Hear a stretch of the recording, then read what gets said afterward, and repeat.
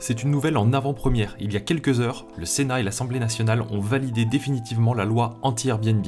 Alors voici ce qui se passe concrètement et ce qui a été validé. Tout d'abord, il faut savoir que les meublés de tourisme non classés, l'abattement passe de 50% aujourd'hui à 30%, avec non plus un plafond de 77 700 € de loyer, mais seulement 15 000. Donc ça s'aligne sur le régime du micro-foncier, en location nue.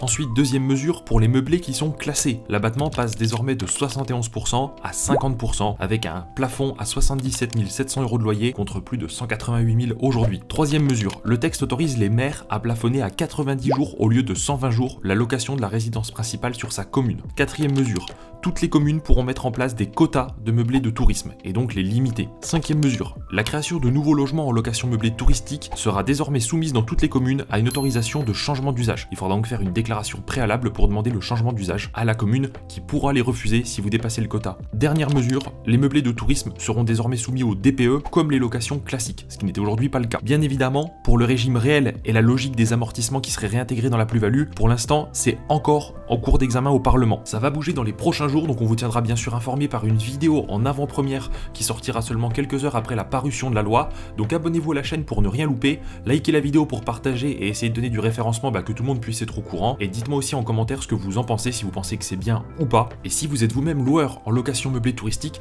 est-ce que vous allez du coup arrêter ou non? Bref, j'attends vos retours. N'oubliez pas que si vous souhaitez avoir des conseils fiscaux sur le LMNP, faire des simulations ou tout simplement nous confier votre comptabilité au régime réel, on a le site lmnp.i qui est donc le site le moins cher de France pour faire votre comptabilité.